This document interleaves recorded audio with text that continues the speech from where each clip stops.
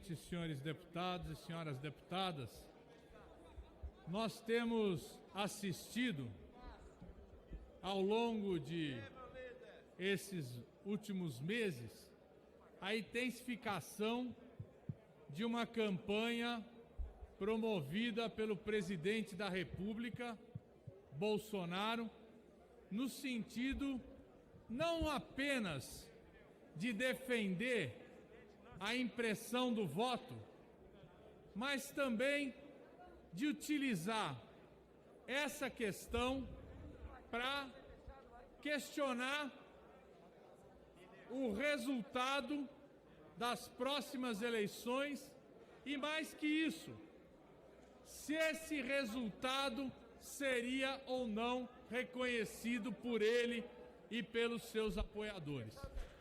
Uma verdadeira chantagem sobre a sociedade brasileira.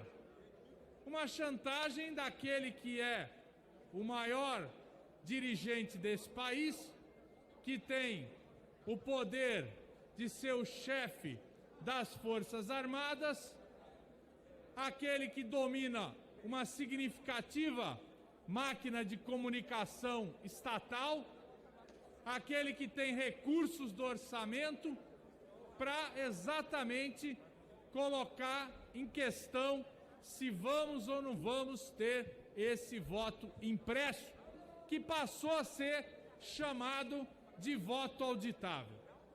Vários que me antecederam aqui já deixaram muito claro que essa questão é uma questão superada. Vários que me antecederam aqui já demonstraram que em nenhum momento se comprovou qualquer fato que justificasse a mudança de metodologia do voto na urna eletrônica. E o que a gente assiste, então, é verdadeiramente um embate político.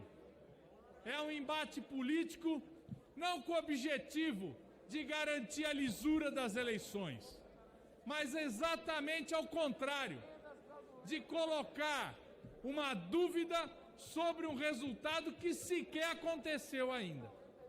E, evidentemente, o objetivo maior disso é uma anarquia, é promover a anarquia, é promover uma situação fraticida, de disputa muito além da disputa política, da disputa eleitoral, mas transformar numa disputa violenta, que pode inclusive colocar em risco a nossa democracia brasileira, que precisa ser preservada.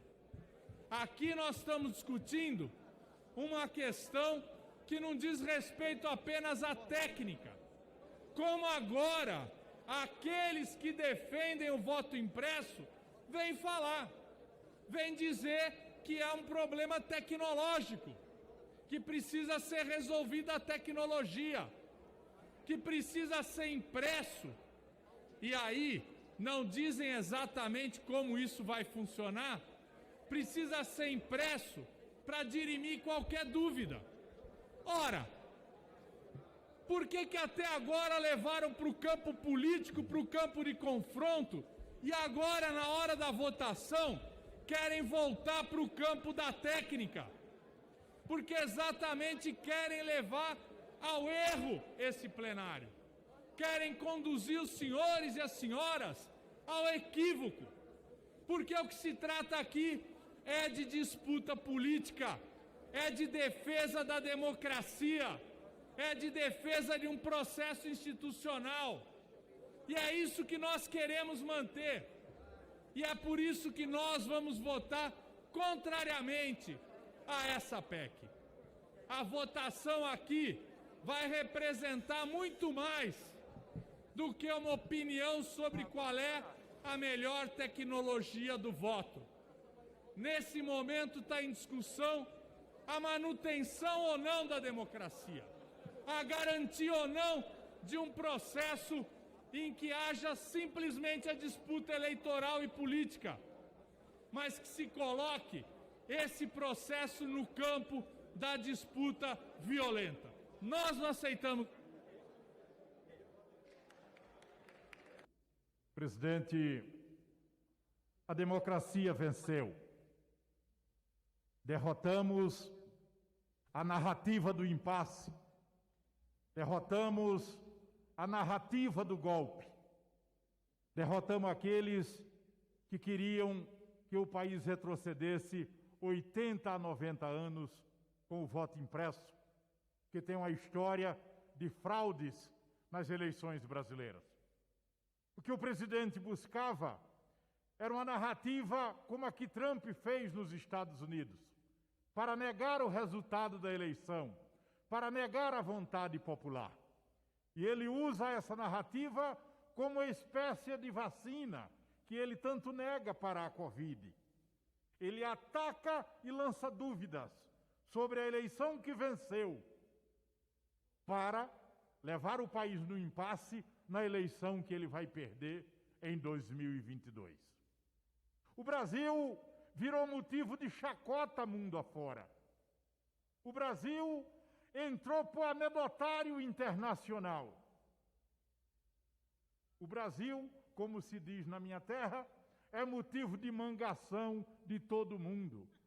Porque o Brasil, através desse presidente que aí está, quer impulsionar o país para ser uma república de bananas.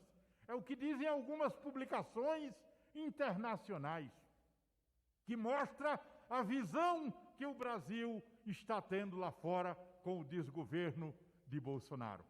Bolsonaro submete as instituições brasileiras a uma posição ridícula. Bolsonaro procura desacreditar as instituições. Faz isso com o Congresso Nacional, com o Supremo, faz isso com as próprias Forças Armadas, que não sabem direito como enfrentar esse dilema de um presidente truculento, ignorante, que não sabe tomar conta do governo, que não tem políticas para a educação, não tem políticas para a saúde, não tem políticas sociais, não tem política de desenvolvimento, não tem política de geração de empregos, não tem política para o meio ambiente, que passa todo o tempo ocupado com o WhatsApp e fazendo confusão país afora. É um presidente que ele mesmo diz que não se interessa pelos assuntos, que não tem conhecimento dos assuntos, que é o Paulo Guedes que cuida de tudo. E Paulo Guedes é um outro ministro estranho. Toda vez que o presidente quer, desautoriza Paulo Guedes. Ele some por 3, 4 semanas do noticiário, depois volta, parecendo o grilo falante, cheio de histórias.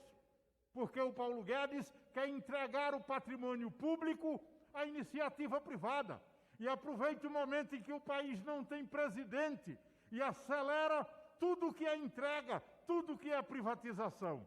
É o desmonte do Estado brasileiro, é o desrespeito e a agressão ao serviço público e aos servidores públicos. Essa quadra o Brasil precisa atravessar. Este momento o Brasil precisa superar. O Brasil precisa se livrar desse governo para que o país retome o caminho de desenvolvimento e melhores dias para a nossa população. Mas hoje, presidente, é um dia especialmente feliz, porque é um dia em que a Câmara dos Deputados, apesar das ameaças, apesar das chantagens, apesar da intimidação, veio aqui e no painel eletrônico, com voto livre e independente de cada deputado, derrotou o voto impresso, que é o caminho para o fascismo, é o caminho para a impasse. É o ovo da serpente que precisa ser derrotado o quanto antes, que precisa ser destruído o quanto antes, em defesa do Brasil, em defesa das instituições democráticas, em defesa da democracia e em defesa do povo brasileiro. Era esse, senhor presidente, o pronunciamento que queria fazer, parabenizando a Câmara dos Deputados. Muito obrigado, presidente. Obrigado, deputado. Deputado Zé Silva, 1 minuto. Depois, deputada Adriana. Tenho ainda aqui escrito o deputado Henrique, deputado Helder Salomão, deputado Fernando Rodolfo. Se mais Caro alguém... presidente,